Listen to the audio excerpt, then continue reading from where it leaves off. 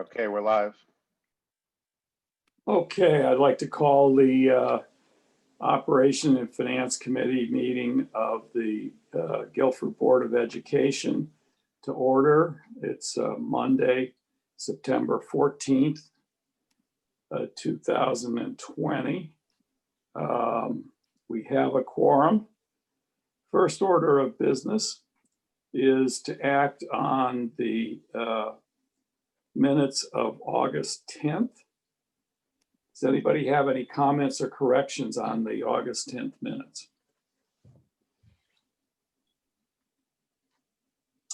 I'll make a Hearing none. motion to accept.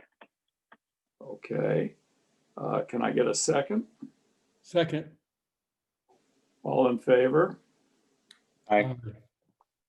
All right, that passes.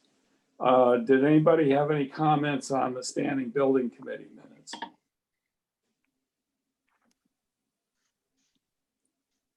Well, we're going to hear more about the important part of that later from Cliff. So, all right. Then I think we turn to Katie, who was the reviewer for the month. I was. Can you hear me? Absolutely. All right. So for the month of August 2020, expenditures were $3,411,397.06. Expenditures and encumbrances through the end of August were 13.42% of the budget as compared to 14.03% in the prior year. You will note that a number of the kind of categories of expenses that we look at have some timing issues related to whether they're over or under this time last year. So while salaries approximate the prior year, purchase services were lower. Again, variance due to timing of purchases and payments. Tuition was lower, variance due to timing of payments. Employee benefits are higher. I think actually the kind of really most interesting part of the report for August, given that the time we're in, is the identification of COVID expenses in this report, which is so very helpful. This section in our report has really started to specify those expenses made directly due to COVID impacts. And Mrs. Trudeau has noted that there will be a look back because there were some early expenses, particularly in areas of things like supplies, that can also and should be credited to COVID impacts. You'll note in the warrants, some of these things are kind of stand out, right, as things we're not used to seeing in the warrants. So we see invoice descriptions for masks, for plexiglass desk shields and clear table dividers. We see expenditures for signage for schools related to directional instructions, mask wearing, social distancing. We see expenses for room dividers, and prominently see an expenditure for tents. Tents have been purchased for 6 of the schools to allow for outdoor use, particularly in inclement weather. And the expenditure here, which is the first on the warrants, is the 30% deposit of the total expense for 6 tents. So again, I was in the office reviewing the invoices and the warrants.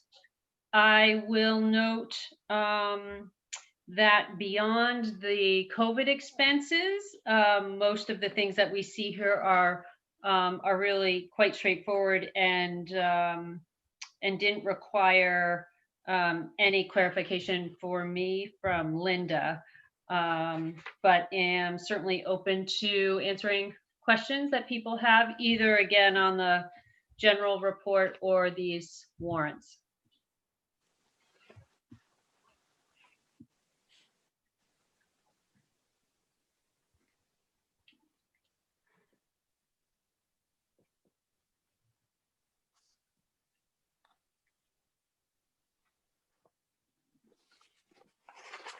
Are there any questions on the general expenses, any of the expense lines? I noted a couple of the categories we usually look at. Also capital, budget extended lower than the prior year due to variance in timing of purchases for technology lease and summer facilities projects. Transportation higher, included expenses for transportation to our extended school year program this past summer. And again, as I noted, the COVID expenses.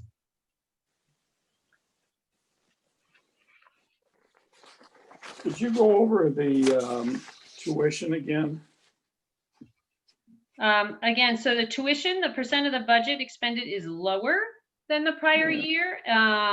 And the variance is due to the timing of payments. In the sense that we just didn't get the bills, or?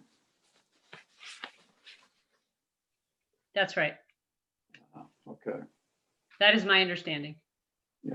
okay. That's correct. I think everybody's probably a little behind in their paperwork this year. Bills that we would have received and pushed out last year by this time, we're either waiting on or simply haven't moved ourselves. But this is not indicative of the fact that we're backed up on our, No. No, Okay. just a timing issue. all right. Well, then if we're up to date on this stuff, and it's, if they don't send us the bill, they don't get paid. I mean, that's the way it works. Okay. Any other questions of Katie? Any questions on the assu- I- warrants? I assume we're putting all of the COVID into one area so we can really track it. Yeah, so and as, organized. right, so if you'll notice right on the, what page?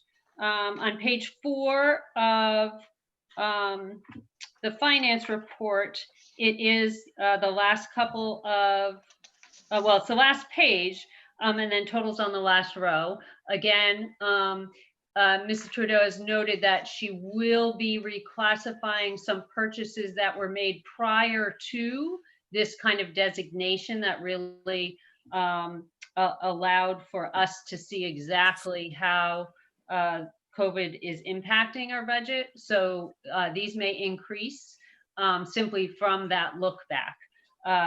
But I will note, for instance, you'll see that on the equipment line, there is a fair amount. I'm sure that includes the tent purchases. We have a safety and sanitation line that has monies identified year-to-date expenditures, and then encumbrances.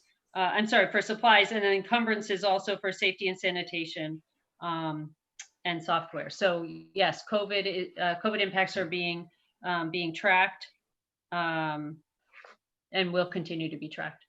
And those numbers will start to escalate when we begin entering salary numbers in, and then obviously they'll grow across the school year. But remember that the significant impacts are coming in recess aids, lunch aids, health aids, increased substitute coverage, and a few small FTEs, particularly at the high school level in certified teaching positions. And so as we begin to build those into that section, we'll then watch those numbers grow every month as those salaries begin to accrue across this school year.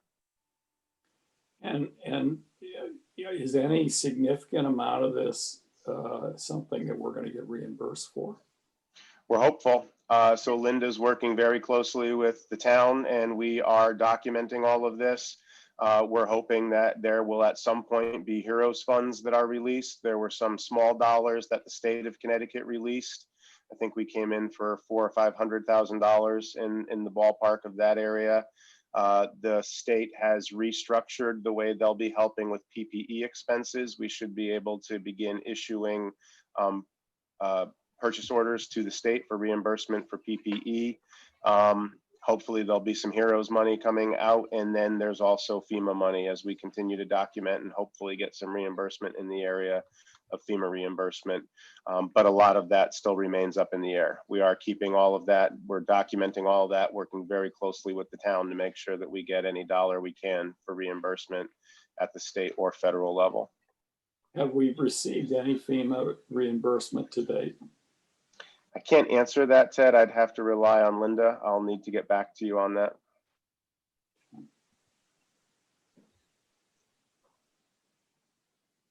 Okay. Any other questions of Katie? Okay. Then I think it's time to talk about food service.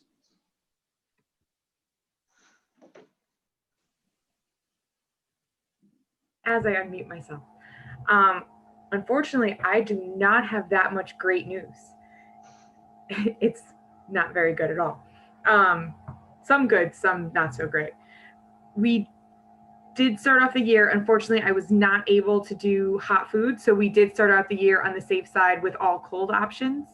And the counts are dismal, to say the least. We are averaging district-wide in the first 3 days, 11 to 15 breakfasts a day and around 200 lunches a day district-wide.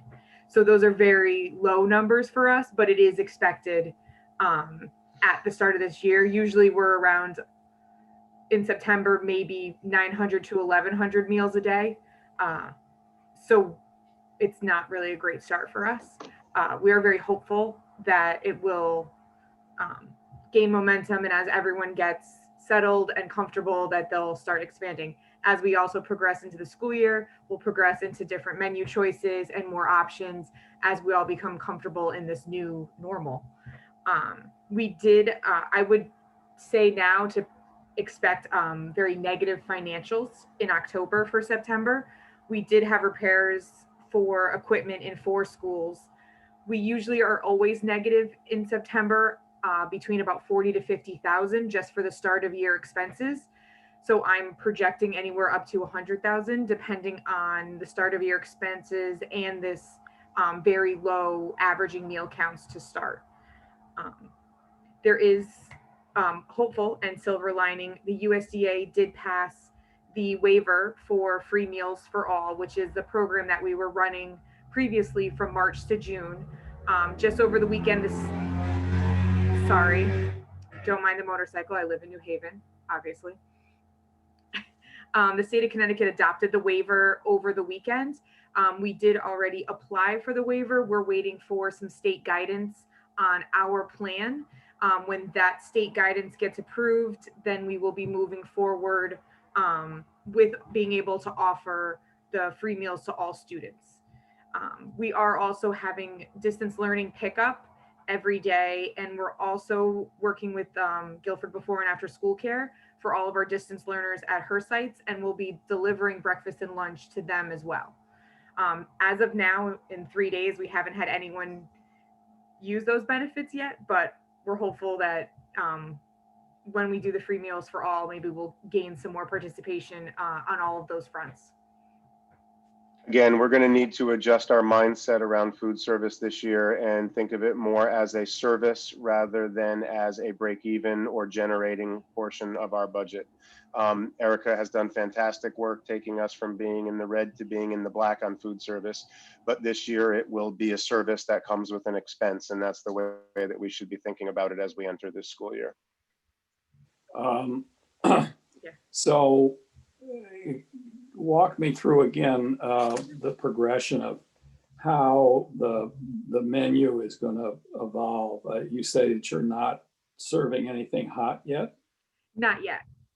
We wanted to make sure to ensure the speed of the lines, that students weren't waiting in line, they weren't congregating all together, that we got them in and out of that service line as quick as possible. So after speaking with a lot of districts who have previously opened, and they've only opened with cold food in similar structures to ours, I felt it was the best foot forward to go with the cold options. just as we get started, just so that the students and the staff kind of get the first week or so successfully. But your intention is eventually to get to Yeah. to a real menu. That would be the goal, is to be able to offer as close to the menu that we previously had last year as we can, within the regulations of the state, the CDC, and all the students in mind, to make sure that we're keeping everybody's safety at the forefront. Do we have enough of the lunch aids to deliver? I mean, right now you don't have very many orders, but if the students started to order on a level that was comparable to last year, do we have the lunch aids to deliver that volume? So currently, with my staff, we have enough of my staff right now, depending on the rate and how quickly they would grow. When I reach out to other districts, even at the free meals for all, they're still at about a 50 to 75% loss. I mean, districts that have always given out free meals to all, like districts that are CEP, which is community eligibility provision, their counts are still low. So I think it's just the timing. I think it's people's comfort. I think we just need time to be able to grow the meals. I don't think when we offer free meals, I'm going to get overwhelmed. As much as I would love the bus to pull up and I would feed everyone on the bus, I don't think it's going to happen right off the bat, unfortunately. But Probably Ted, right. to answer your question, we are pretty close to having all of the lunch aid positions filled. So we do have extra support for when that time comes, where there's more demand to help support Erica's staff. Okay, no, that was my concern. I mean, if the demand's not there, okay, but if the demand's there and we can't meet it, then that's a different issue. Okay. Any other questions of Erica? Erica, Yeah. sorry, Ted. No. When do you anticipate the free meals to all going into action? The state had a meeting today. I reached out to the state today. I was supposed to hear back by the end of business today. I'm going to reach out to them again tomorrow. So hopefully the communication will go out tomorrow as soon as we get our plan approved. So this will be a district-wide communication that goes out to everybody, letting them know of the program. Okay, I've already been in contact with Lori. We're working on it to send all the information out. great. We haven't seen financials, Erica, since the start of the summer. At some point, are we going to see some financials here?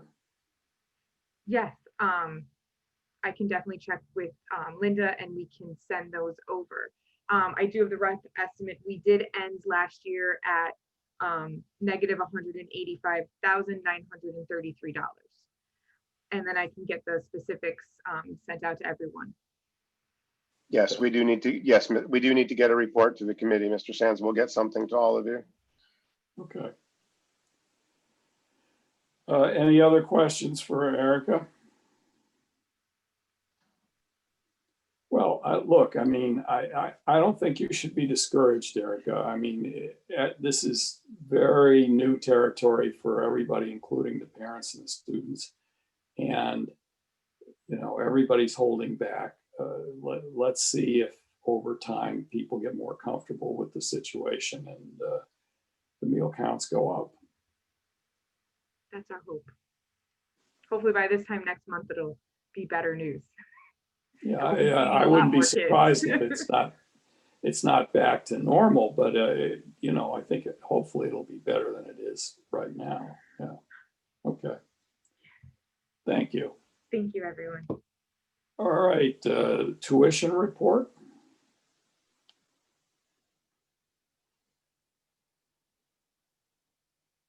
Linda, do you I want have me to- seen that Linda's been able to log on. Linda, do you want to speak to that or do you want Jason to speak to that? I know Linda's been experiencing some computer problems. Paul, I can take it. Thank you, Jason. Why don't you go ahead? Sure. Linda and I met on Friday. We are working on our counts as well as putting together final tuition numbers. As of right now, we are one student up from our outplacement from last year with one student case unresolved. that we are working to resolve sooner than later. Linda and I discussed having financials for you all at our next meeting in October, once we start to receive bills and invoices from our out of district placements. We are still working on contracts at this point in time and receiving contracts that I'm reviewing, sharing with Dr. Freeman and Linda before signing. Have you been able to place everybody at schools that you were comfortable with, Jason? I know that you said that some of the schools went out of business as a result of the COVID. Yes, we made, one school went out of business at the end of last school year. We worked diligently over the summer, found a wonderful transition program for the students in Niantic that we have placed both students at with great success thus far. We do have upcoming meetings, Mr. Sands, where I'm going to be reviewing, transition and placement and how things went. And I will have more information next month for you on that. Okay. Yeah. I also want to note for the board that we have been named in a class action lawsuit that has origins out of New York. It is a suit that is being filed on behalf of all special education students across the country. Every school district in the country has been named in this suit, and every every department of education in the country has been named in this lawsuit. We have been named, and we have received a request for information. KERMA has been informed. Our insurer, KERMA, has identified legal counsel for us, and Shipman and Goodwin, with whom we work in the special education area, has been very involved in this case, is representing a number of Connecticut school districts. At this point, we have been told that the case is essentially on hold. There are some procedural issues that the judge in New York State is looking into about whether or not this class action has standing to move forward. But I do just want to give the board notice. We're not particularly concerned at this point. Again, we are in very good company with every other school district in the country having been named. But that is an issue and has already taken some time out of Jason's office and some time from our insurer, KERMA. Well, but the important thing that you just said, Dr. Freeman, is that the insurer has picked this one up. Absolutely. So yeah, at the end of the day, the insurer may end up spending a lot of time on this and a lot of money, but I don't think that the liability to the district is at the moment a big problem. No, again, we're not being specifically targeted. We are part of one of the largest class actions I've ever heard of, but just wanted to bring it to your attention. Right. Okay. Well, I mean, I've been involved in a lot of these suits, and where you get worried is where the insurer does not pick it up. Then you got to be concerned. But if the insurer has picked this up, then it's their problem and not ours. Okay.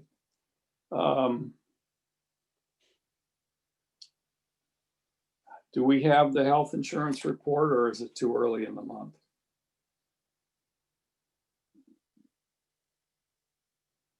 All right, looks like Linda's almost been able to join us. Before Linda joins on, Jason, quick question regarding the tuition line.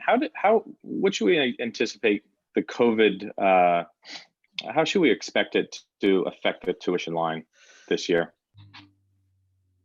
Great question. Our placements from last year to this year, in the effort to keep student programming as consistent as we possibly could, no changes were made to student placements. There's been no leniency or change in students who attend either in a distance learning, hybrid format. All of the out-of-district placements, many of the out-of-district placements are doing something different at this point in time. So we're accounting for all of that individualized programming based on the facility that students are attending, as well as parent requests. So do I foresee a cost, somewhat of a percentage increase this year, as we always do and account for in our budgeting?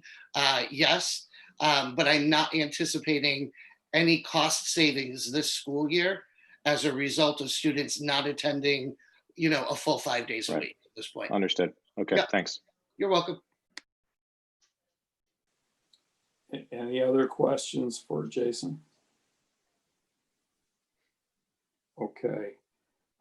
My guess is that it is too early for the health insurance report. So I assume that Linda will send that around to the members of the board if and when we get it from the town. Okay.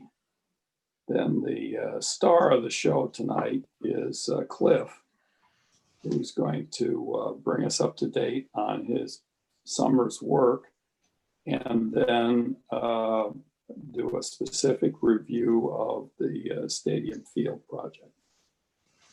Thanks, Ted. What I'm going to do is actually do it in reverse order, just because we do have Luke McCoy from KBA with us, who's the architect and engineering firm that's presently working on the turf field. I'm going to turn it over to him so he can run through some slides and take you through the development up to this point, show you some of the options, some of the costs, explain some of the infills that we've been looking at, and then answer any questions that the committee may have. So our goal moving forward is really to get the Board of Ed on board, get a recommendation on a couple of options potentially for infills, so that when we go to bid, we can bid at least 2 different types, maybe 3 different types of infills, and then move forward to bid it out potentially after the first of the year.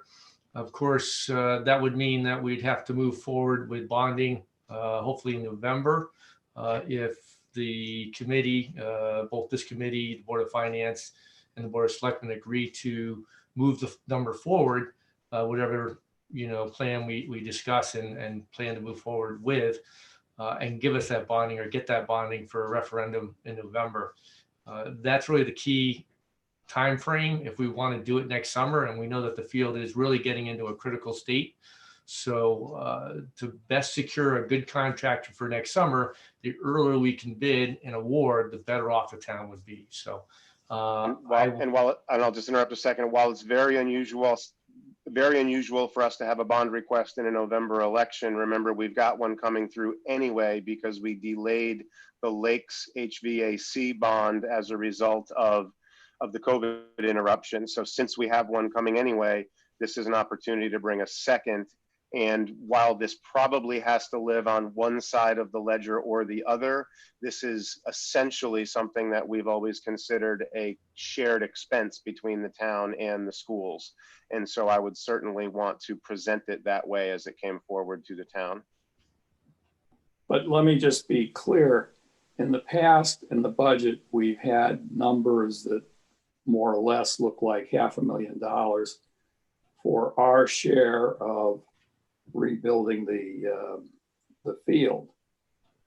Is it now that the view that this field project can be bonded? Well, that was always for the carpet replacement, always, Ted. It would be a new carpet over existing fill, and it would not include any of the other upgrades that I assume Mr. McCoy is going to talk to you about tonight. The project as it stands now is a much more complete project than simply replacing the carpet. And I think Mr. McCoy from KBA will explain what that looks like. Okay, good. I'm not sure who has control, whether it's Kevin or Paul, you that can give Luke the share capabilities to pull up the presentation. Nope, Kevin's going to have to do that. If you can allow him to share screen, Kevin. Luke, can you hear us? Yeah, Luke, you don't have capability. It looks like you're supposed to. I think he does. There we go.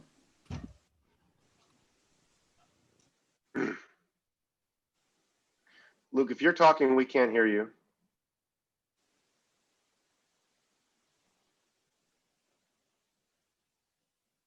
We can see your screen, Luke, but we can't hear anything from you. He's not muted, right? Sorry, my computer is not working. I can't get either one of the computers in my house to work. Well, that's Linda, but I would assume the slide we're seeing is coming from Luke, and I can't hear Anything I from don't, Luke? I can't, I don't see that Luke's got a mic on at all. Luke was in under two different pieces. Looked like under a phone, maybe with audio, but I think he's reconnecting now. Okay. You know, we were on a really good Zoom run. Tonight's meeting has already had more glitches than any that we've had so far. I see connecting with audio, so hopefully shortly we'll hear Luke. Yep. So those who don't know, the picture you're presently looking at is the present track and field at the high school. And just to give you a broad overview of the scope that we're planning on doing, again, this is not just the field itself. Really, we're doing the field, the track, the D zones, some other minor site improvement, such as some sidewalk upgrades, things of that nature are all falling underneath this. So really anything that's within the perimeter of the turf field fence does come into play here. So hopefully when he connects, he can give you the full rundown. Hey. Is it I working think that- now? Yes, we can hear you now. All right, excellent. For some reason, it decided to mute me and would not unmute when I signed in. So thank you. Sorry all about that. So as Cliff had mentioned, yes, the project that we worked on and looked at over the summer, or the proposed project, not only includes the field, but also the track. So we started with an existing assessment of both the track and the field. And I'm going to walk you through just some of the things that we found out there. So these photos here you can see are representative of different areas as you go around the track itself. You can see all the way on the left, and then the photos on the right as well. The black line that runs kind of here, that's a paving seam that at the end of asphalt's lifespan starts to open up, and that's why you see the cracking down that lane 4 in the track, which is showing us that the track asphalt base is starting to be at the end of its lifespan. You can also see here, this is what we call a D zone, but in the behind the end zones of the football and the track area, that asphalt at one point was painted and now is starting to deteriorate as well. We also looked at the track events that are there, which combined has the high jump, the pole vault, and long triple jump. You can see the condition of all of those here as well. All various levels. We have the long triple jump here, where you can see the pitting that's happening in the wearing course, just from the amount of use it takes, and then the pits and the jump areas for the others as well. We also looked at the existing field conditions, looking at the fibers themselves, the lines and markings. And then, as you can see here, this is the base under the field. That was actually the photo taken when the recent center of the field was replaced probably about a month ago, due to the fact that the fibers had worn all the way through to the backing, and unfortunately was unplayable. So there did have to be a immediate repair in the center of the field in order for it to be usable for sports this year when they do use the field. And then we continued to look at the surrounding conditions. So not just the track surface and the turf surface, but also things such as in the lower left here, you can see where some of the erosion has happened off of the lawn, and the silt has washed into that trench drain and also onto the track. There's some areas off of the track where there's constantly foot traffic to the press box and the storage below, which was lawn, but really due to the heavy traffic isn't sustainable. And then also the area that constantly has to be maintained between the fencing and the track. We know that that's an ongoing challenge for maintenance, having to get in there and mow or take care of that strip. And then finally, this is one small piece of the slot drain that runs between the track and the field, and you can see there's a section that's broken out of it. There were about 10 or 12 of those sections throughout the perimeter of the inside perimeter of the track that were broken like that, that would be replaced in a project like this.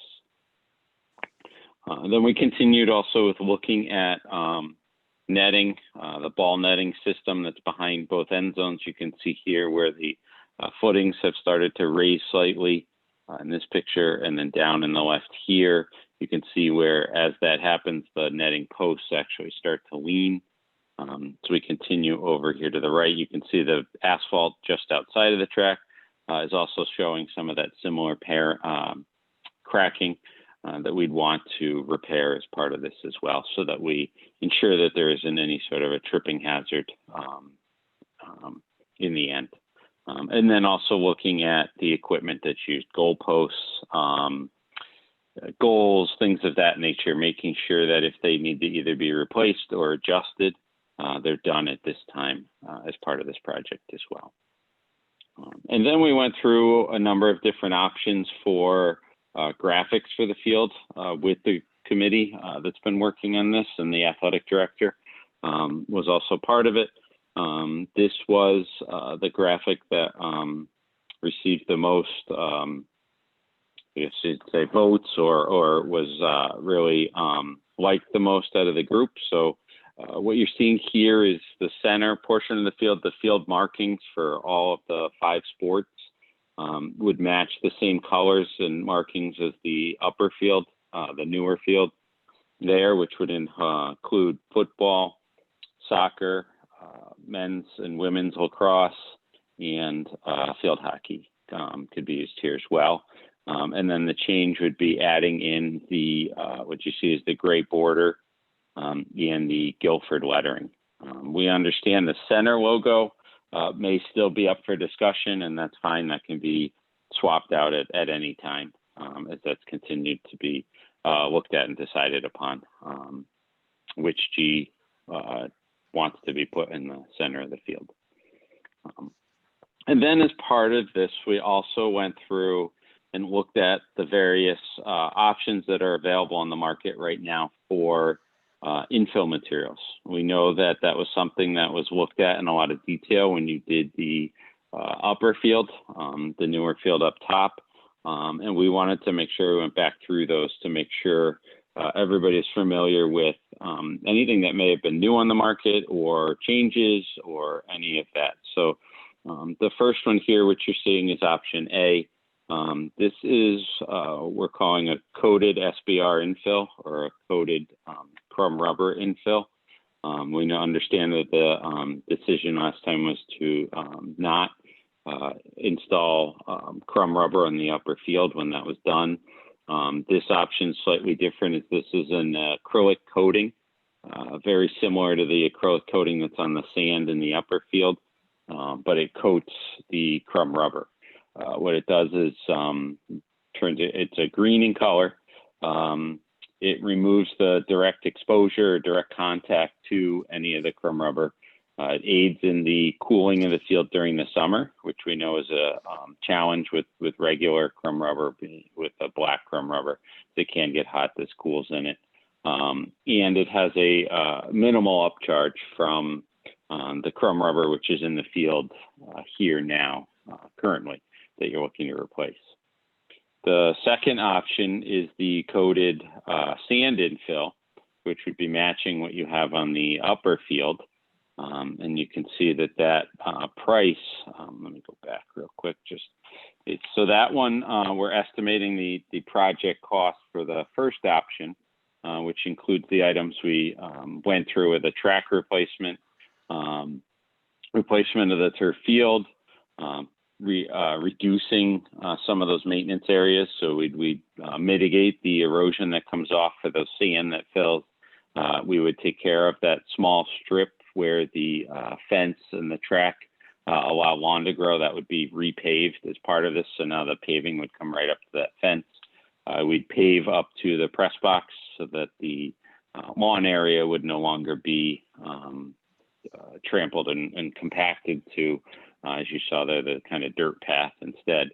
And then 2 items that I didn't mention that are also proposed as part of this project are a replacement of the outdated sound system within the press box, and then also tying in Guilford and that field to a new national broadcasting network, which allows for any games played there to be public shown on the internet. You can log in and be able to watch any games that are shown there anywhere in the country. It's a nationwide thing that's being put together.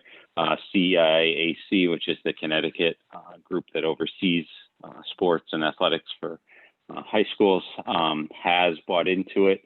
And they have a system where you purchase the camera and then it ties into this national broadcasting, so that if for any reason some of the current standards stay, where either sports are played and spectators are not allowed or reduced, you would have the ability to live stream your events there moving forward. So that would be part of this. So again, under option A, it's basic or just under 1.8 million, or 1,780,000. If we look at option B, which is the coated sand and fill, as I mentioned, like what you have above, that's just over 2 million at 2,060,000. Option C is a newer product, an infill product that came to market. It's been a little over 2 years now installed. They have close to 100 fields across the country installed. It's what's called Brockfill. It's an organic wood-based material.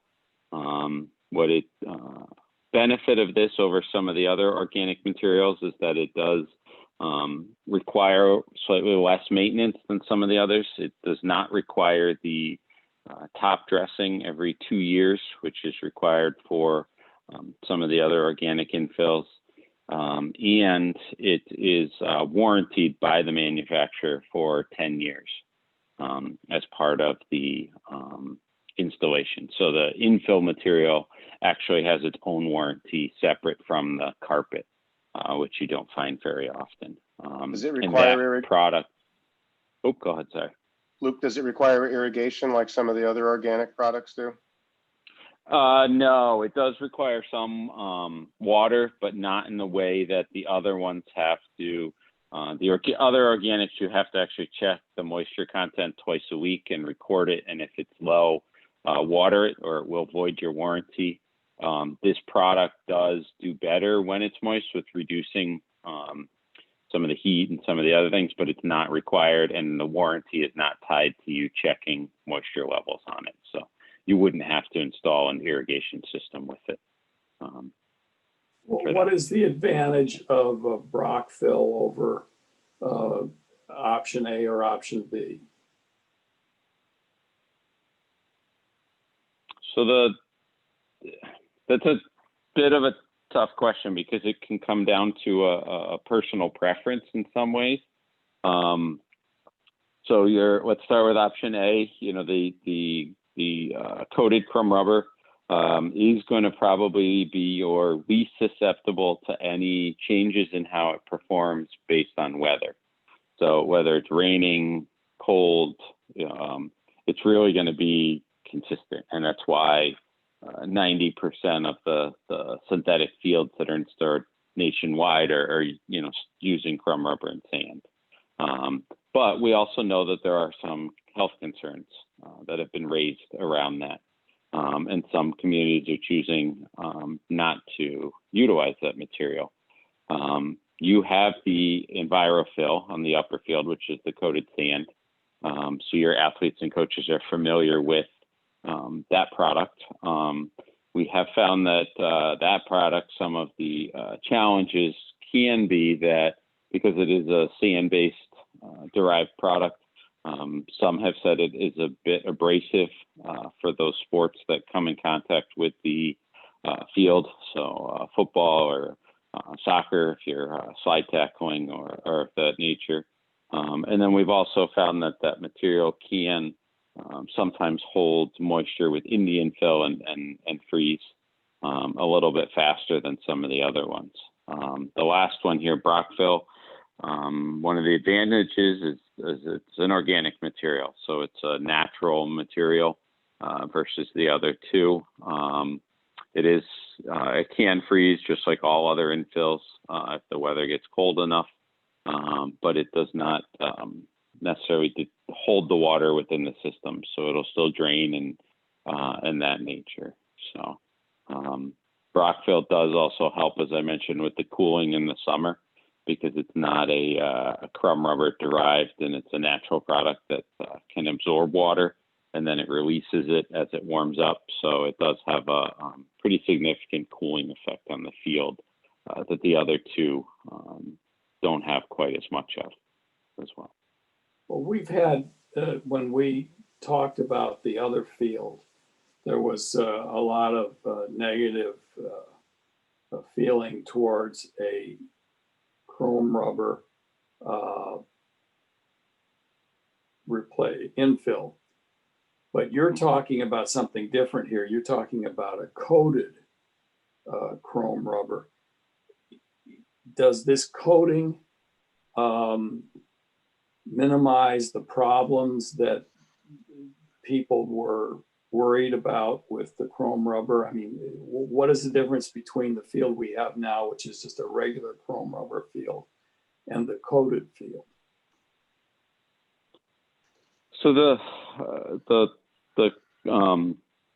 challenges and the concerns around chrome rubber came probably about 5 or 6 years ago now, with a number of different thoughts had come up, whether they were ties to cancer or potentially other effects with it.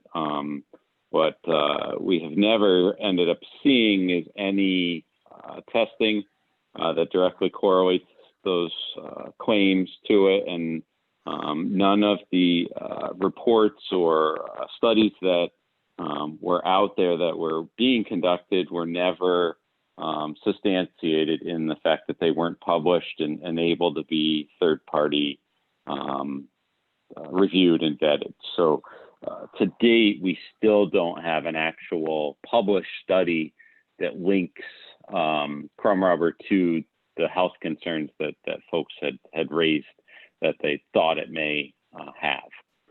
That being said, as I said, some are still being cautious and choose not to. So the difference is with this one is it's coated with a food-based acrylic coating. So the theory behind it is not only helping to cool in the summer months, but it is reducing that direct exposure for an athlete who touches, comes in contact with it, that they're not touching the crumb rubber itself. So that if it is, which we've seen testing that shows it doesn't, but in case it is releasing any type of a byproduct or whatnot, it's actually it's kept within because it's coated with the acrylic coating.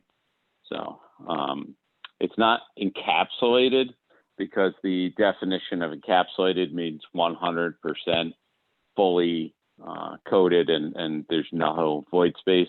And because this acrylic coating, and when you get into looking at it with a very, very fine microscope, it's 99.9% coated. So they use the term coated, not encapsulated, just to make sure that they're clear in the market when they say that it coats the chrome rubber. So what's the downside of Brockville, given the several hundred schools that have used it? Does it feel good? Are people satisfied with the way it plays? Yes, and quite actually, it feels great. My personal opinion is it's getting closer and closer to feeling like a natural grass field with using any of the organic infills. The difference here becomes this product tends to be a little bit more durable than some of the other organics, the coconut or the coconut or some of the other ones that are out there. It is natural, as I said, so it will absorb some water, which some, have said it can be a downfall In times where it gets very cold for long periods of time, it will take a little bit longer to thaw than the crumb rubber or the EnviroFill. But like any other field, there are ways to expedite that with using a salt or a calcium chloride to defrost it as well. There will be slightly more maintenance in that it is something that, because it's organic and has the potential to break down, you will probably want to plan on the top dressing around year 5, 4 or 5, right in the middle. But other than that, it is maintained and groomed just like any of the other infills that are out there.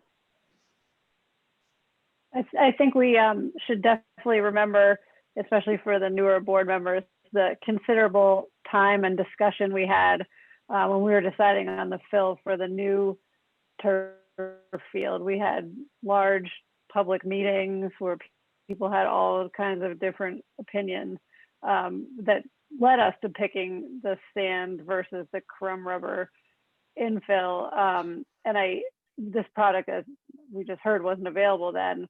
But it is interesting because it avoids that maybe abrasive sand feel that we hear about. And I would say, as a soccer parent, anything you can do to reduce the heat and aroma that is notorious for the crumb rubber fields would be a significant improvement.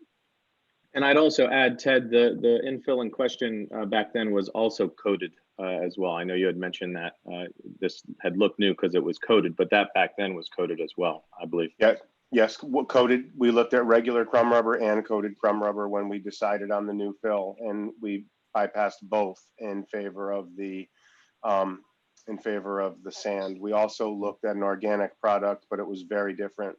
Cliff, I'm wondering if the Standing Fields Committee has expressed an opinion on these 3 at this time. Maybe I'm jumping the gun here, but have they come out with an opinion on the fill choice at this time?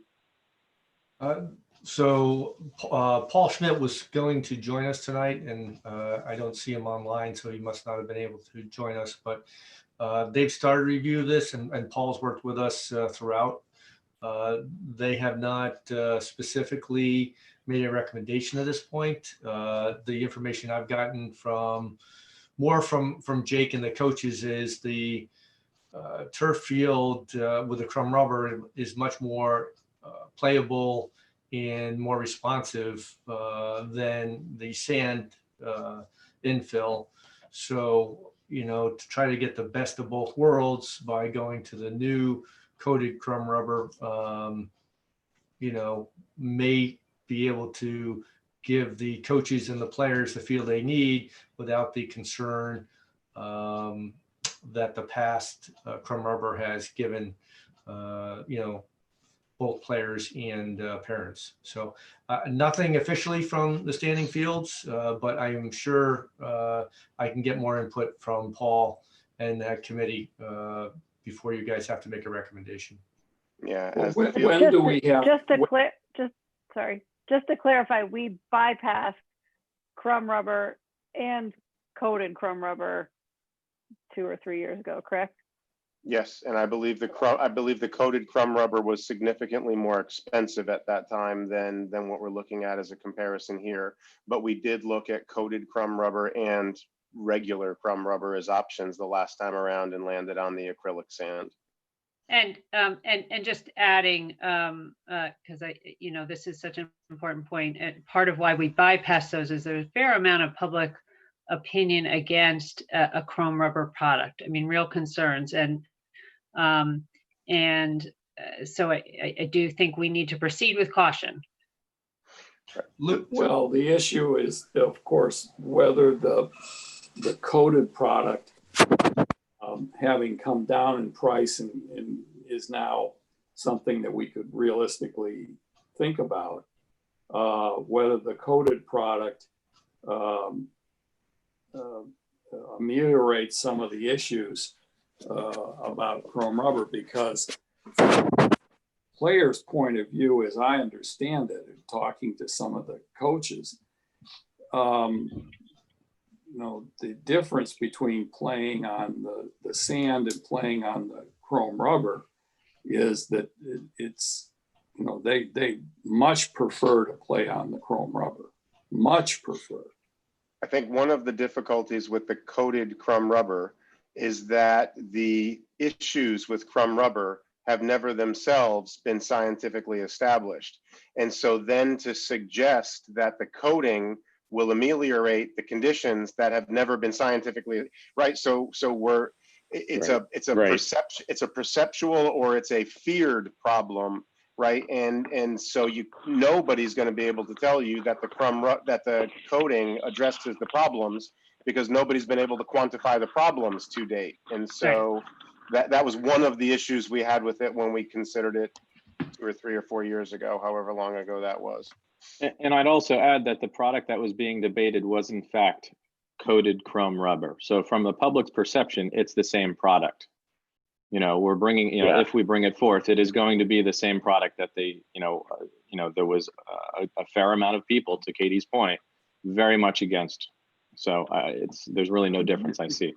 I would be interested in knowing what Standing Fields thinks of Brockville. I mean, that is the new player on the table here today.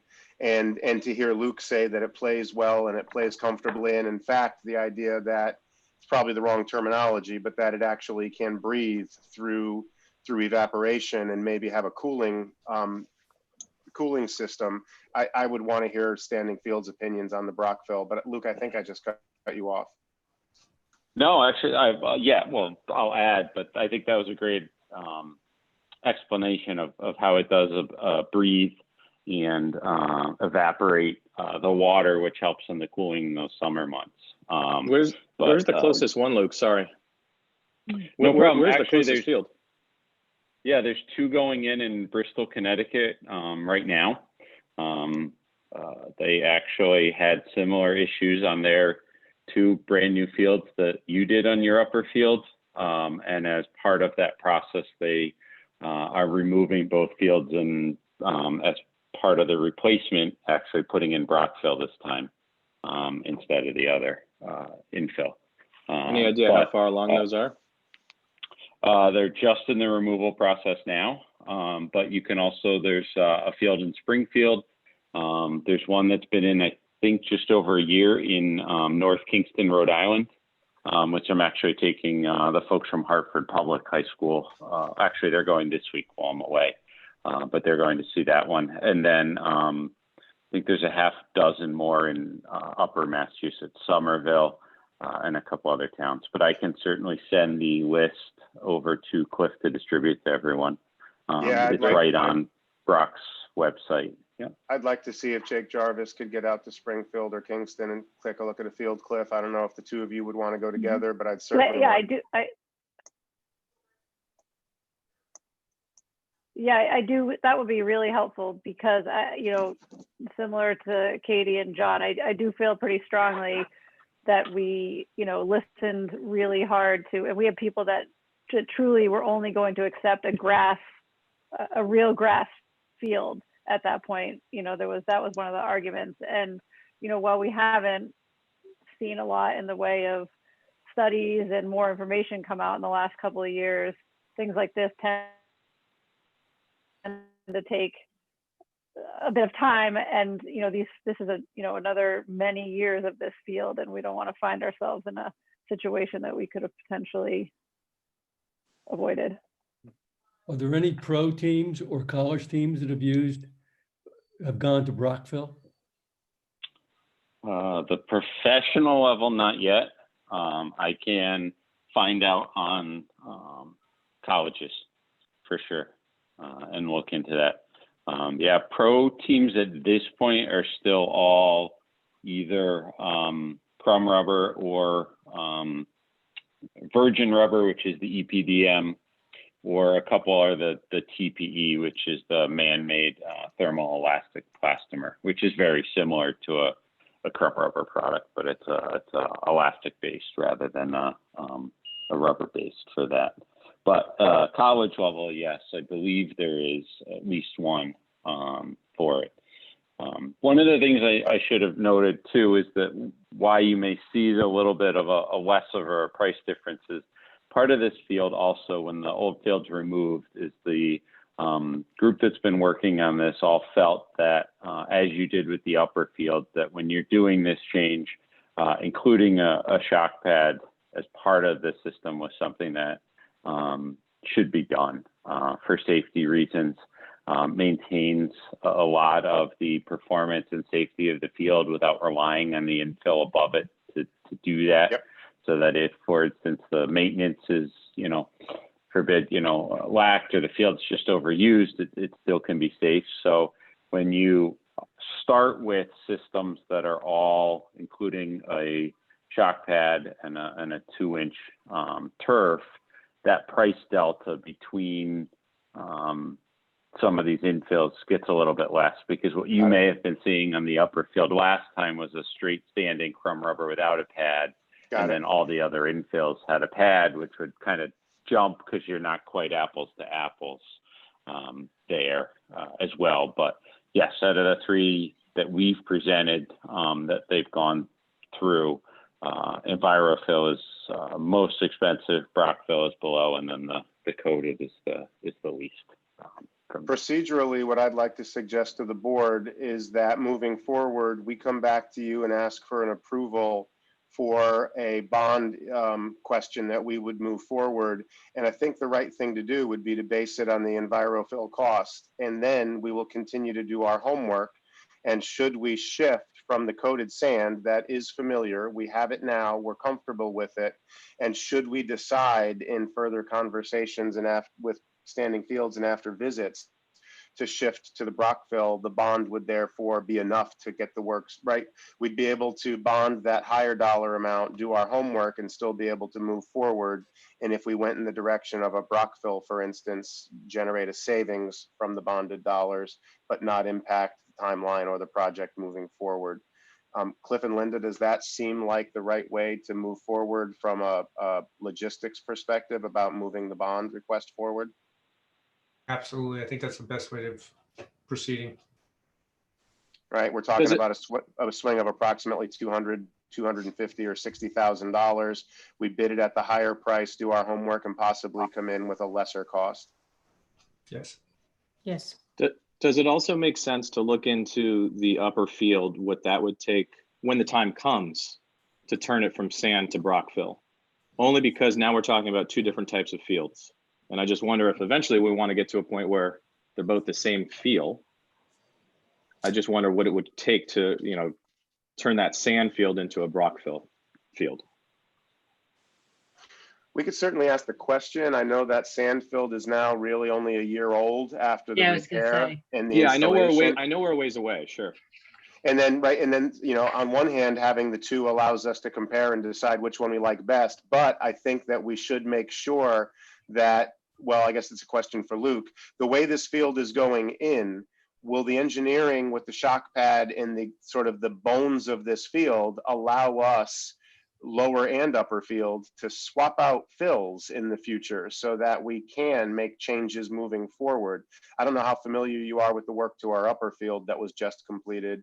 But if we bought Brockville in the lower field, a year and a half or 2 years from now, decided or learned that everybody likes the sand, would we be able to vacuum out the Brockville and replace it with sand, or vice versa on the upper field? I think that's a good question, John. Yeah, that is a very good question, because that does come up quite a bit with a lot of these. And to answer you, I'm quite familiar with your upper field, as I was, we were brought on by the town to help you to oversee the fix. Thank you. Yeah. Yep. Yep. So, I know a lot about that field. So the lower field, I'll start with this field we're talking about to be proposed to be replaced. Yes, you could vacuum out the infill and look at replacing it with any other infill currently on the market, because we are designing it with a shock pad and a 2-inch high turf pile, which is how long the blades of grass are. That will allow for any of the current infills on the market to be used within that system. Your upper field, although on a carpet, that was designed with a 1.6 or a 1.5 inch turf height. So some of the infills, such as the organic, a Brockville or a green clay or corn husk or some of the others, may be a little challenging only because it's a 1/2 inch lower, which means there's a 1/2 inch less infill that goes in. And because they play more like a natural grass field, and anyone who's played on natural grass knows that that's one of the benefits, is the ground and the footing below you can move a little bit. So you can kind of tear it up a little, you can shift it, things of that nature. So we just want to confirm you're not going to have any problems with interaction of the student athlete cleats with the backing of the turf at 1.5 inches. And I would want to go back and look at some of the studies and testing that's been done on turf that low before I gave you a yes, I'm positive it can be swapped out. I think it can, but I just want to go back and double check that with some of the testing that's been done on that before I give you a definite. Got it. Thank you. And I can find that for sure. Okay, well, this has been very helpful. I assume that our final recommendation would be at the next meeting. Unless we need it sooner, Linda's going to be working with the town to check on timelines for getting these bonds to the referendum in November. So yes, you would assume that we'll ask you for approval, a specific recommendation to approve a bond request at your October meeting. And if we need it sooner than that, we will either bring it forward at your upcoming workshop or ask you for a special meeting to approve it if the timeline is sooner. Okay, good. All right, Cliff, why don't you tell us how you got all the schools up and running? Yeah, before we do that, I did just happen to see that Paul Schmidt is on the line, who's the chair of the Fields Committee. And I don't know how long he's been online. Paul, did you have anything you want to add to what Luke has covered with the new stadium field design? No, I think the method that Paul outlined to move forward with the bond is a good approach, and I think that bonding the higher estimate cost with the sand infill and further research on the acrylic coated crumb rubber would be good. I understand the question about the two different types of fields. But as Luke stated, we are looking at a different carpet height. So there is some consideration as to whether or not the new field that we just finished replacing could be retrofitted, with an acrylic coated crumb rubber as opposed to the acrylic coated sand. So we'll continue. I mean, everything that we understand from the schools and facilities that have put in the acrylic coated crumb rubber has been very satisfactory, and they're well satisfied with the results, and the athletic component of it feels that it provides a better playing surface than the acrylic coated sand, not only from a performance perspective, but also from a injury perspective with respect to, carpet burns and those types of things, not necessarily from any kind of severe impacts, if you will.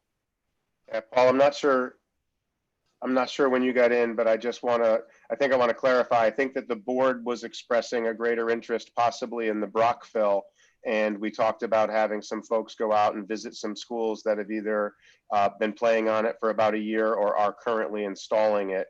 There was some hesitance from board members around the idea of the coated the coated crumb rubber, as that was discussed 3 or 4 years ago and not a direction that we chose to move at that time. Yeah, that's fine. No final decision made, but the board was interested. I heard interest in the Brockville, and we're going to have some people go out and take a look at a couple of those fields. Okay, very good. Thank you, Paul and Paul. Yeah, Paul, thanks for joining us. No problem. Sorry. Luke, thank you for joining us as well. I appreciate you giving that presentation and bringing everybody up to speed. You're welcome to go enjoy the rest of the night as I give the rundown on where we stand with the opening of schools and some of the projects. So, and Melissa Jones. Thank you all. Thanks, Luke. Thanks very much, everybody. So Melissa Jones, we are finishing up the last two pieces of equipment, which are the return air handler and the supply air handler. They should be 100% complete. They're saying Monday or Tuesday of this week. So they should be coming online today or tomorrow. They're just waiting for some final work from JCI, which was supposed to happen this week. So if everything goes according to plan, those will be online today or tomorrow. And then that project will basically be complete, excluding any punch list items that are found by the engineer as we go through and review everything. So it's nice to see that project coming to an end. Finally, moving on to the Baldwin HVAC project, phase 2. They are in the process of finishing up the fan coil installations in the 90s addition and the lower hallway. We did bring in supplemental air conditioning and ventilation for those spaces, although most of those spaces are not in use presently. They're more under construction than they are in use due to the lower number of students in the building. They did not require the use of those classrooms at this time. So we're finishing up those hopefully towards the end of this week, which will allow us to move on to the, we'll call it heavy equipment, which is located up in the mezzanine.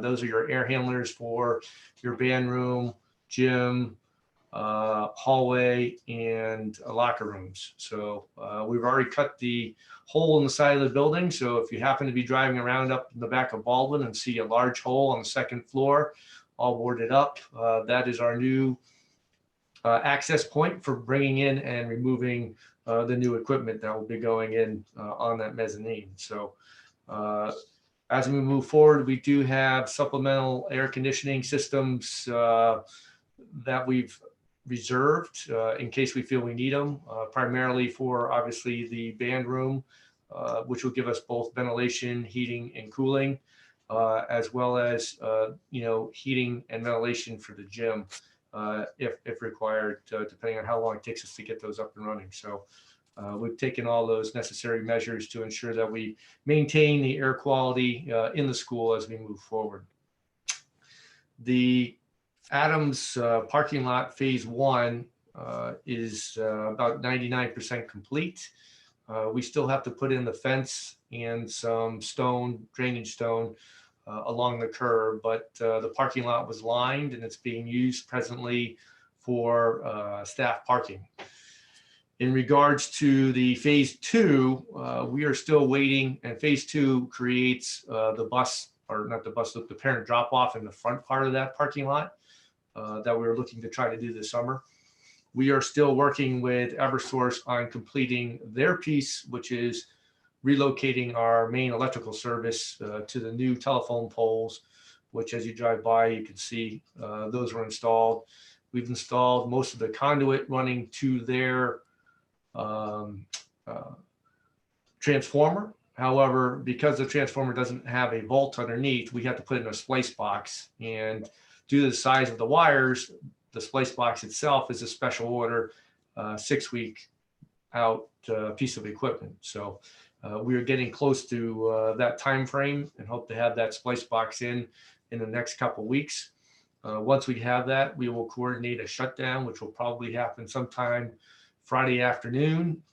Saturday, they would come in and cut the actual primaries, pull back the wires, install the splice box, all the conduit, pull new wires, and then put us back online for Sunday so that we're ready for Monday. So that would take care of really the piece that's been holding up the project at this point in time. Once we get that done, again, now that school started and we are presently, fully staffed, the ability to really move forward on the second part of that project will have to wait until the summer unless by chance the schools go to a complete distant learning style of teaching. If that happens, then I would move forward and jump on the opportunity to tear out that section of parking lot and repave it according to the phase 2 plans. So that's where we are on the Adams parking lot, both phase 1 and phase 2. The Calvin Leet door and lock project has been completed. All the new doors have been installed at Calvin Leet in the hallway. So if you are in that building and have the opportunity to take a look at a couple of the classroom doors and the locking mechanisms, they are rather robust. I think the teachers and the staff are excited to have that. It gives them that flexibility to quickly secure the rooms. I did do a walkthrough with the fire marshal during our preschool inspection and showed them the doors, showed them the locking systems. They played with them to make sure that it met all their codes and that they were fully compliant, and they were, as we had figured they would be. So they are satisfied with the installation as well. So we have 2 new proposals, one for Guilford Lakes and one for Melissa Jones, which will hopefully get approved at the October meeting for the Standing Building Committee. So hopefully we move forward with those, get those ordered up. Our staff did install all the doors and the door locks, so I want to give them credit. As we start to look forward at the upcoming projects, I think by them taking that project on board, it saved us thousands and thousands of dollars in labor by doing it in-house. So the Standing Building Committee did ask us to price out having it done through an installer versus our own staff.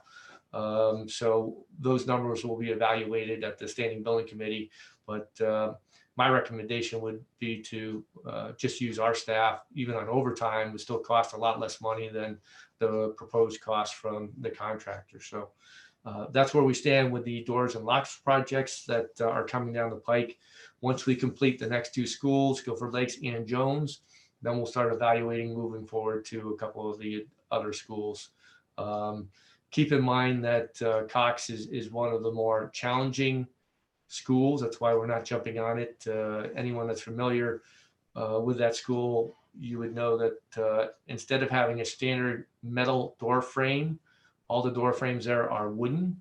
So it's going to cost us a bit more to retrofit those doors because I have to put a frame in and the door itself. So there's a lot more work to that one. So we're trying to go through and get as many of these done as quickly as possible, obviously for, the safety concerns of the staff and students.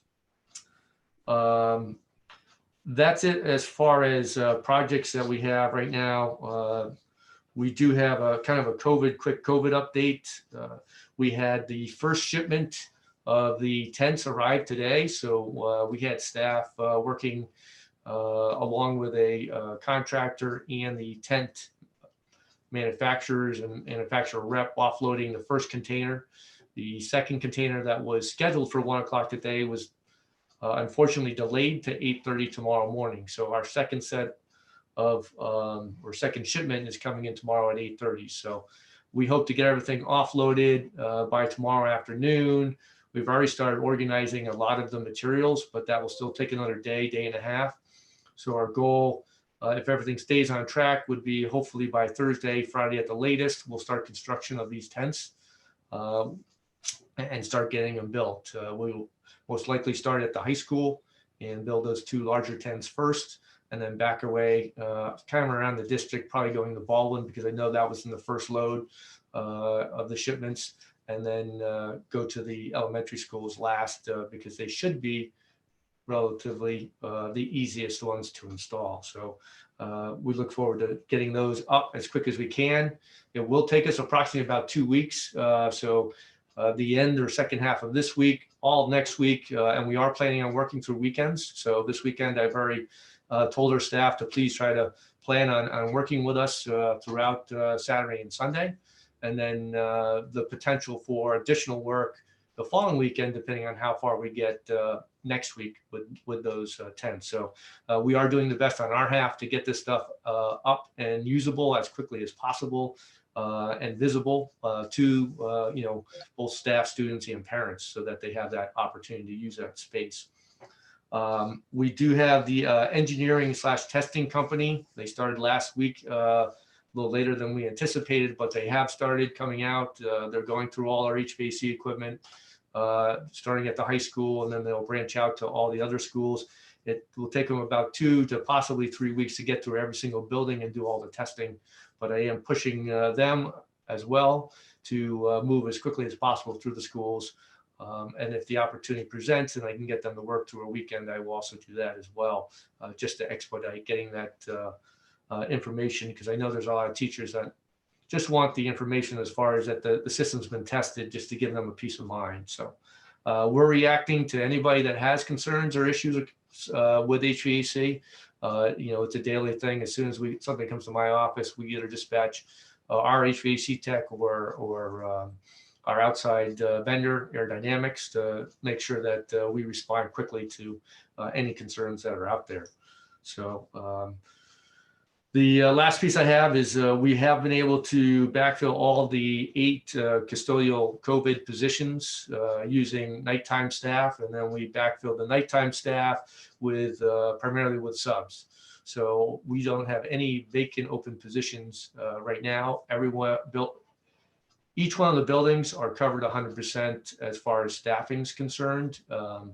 It left us obviously rather weak in the sub department, so we are still working on hiring additional subs to backfill for when the people are out. But right now, if staff are out, we use our part-time and full-time staff and any available subs to cover time, to try to ensure that every school has 100% coverage, not just during the day, but at night as well, so that we can ensure that everything's getting cleaned properly at 100% on a nightly basis. So that really takes care of my report, both COVID and otherwise. Supply-wise, we are tracking everything. Once we start to see any supplies start to get depleted, we will start ordering additional supplies. I think the only real concern that I have is probably hand sanitizer. We use Purell throughout the district, as most of you know. We have orders from March and April that have not been filled by Purell.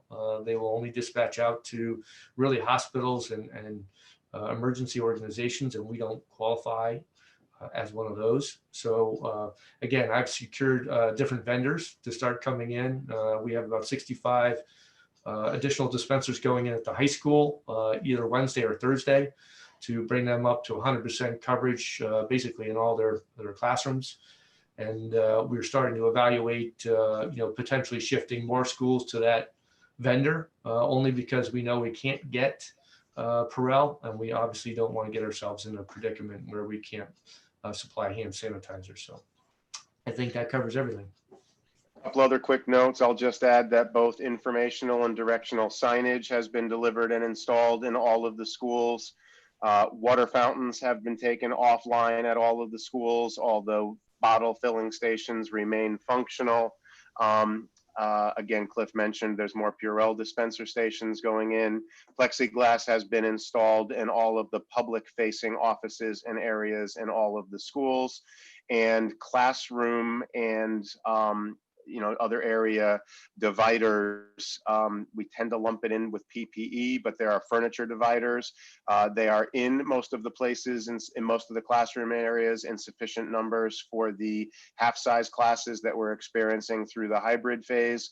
We continue to receive shipments, and we'll have more of those materials delivered and in place before October 19th, when we shift to fully open. So all of that has been part of what's been an effort as we've been going through this summer and preparing to open as well. Any further questions of Cliff? Okay, thank you, Cliff. That was a very good report. Any communications we need to deal with? Yeah, I'd like to mention one. I know that Principal Chaff and Cliff and I received communication today from a parent who was concerned about use of disinfectants in the schools. primarily at the high school, but throughout. Cliff mentioned the increase in custodial staffing. We have doubled the custodial staff in all of our schools, and especially at the high school where students are still actively changing classes.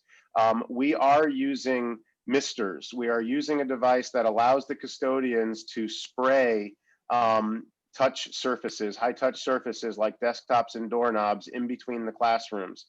We are not using misters in areas that are populated by students. We're not using them in hallways or common areas when students are moving through those areas. We may use them during the school day in a classroom when we know that that classroom will be unused for 5 or 10 minutes. And Cliff, correct me, but I believe that the mist stays airborne for a minute or two, and then it is safe to move through that space again. So we know that there are parents who have concerns about disinfectant or chemical use in the school.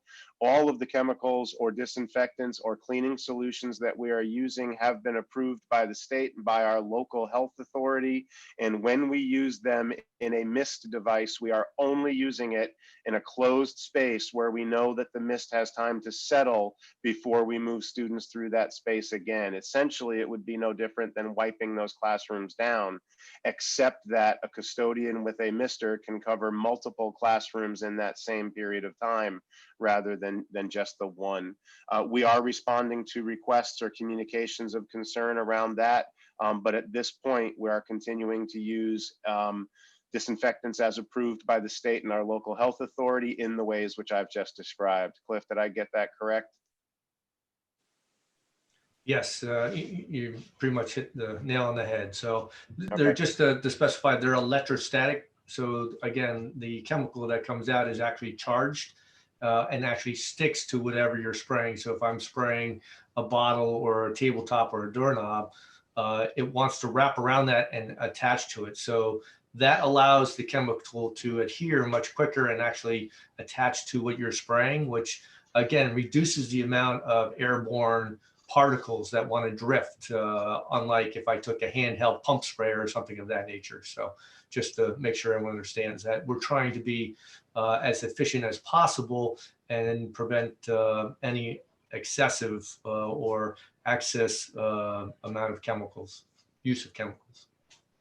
Thanks, Cliff. Okay, anything else to come before the Operations and Finance Committee? Hearing nothing, I would entertain a motion to adjourn.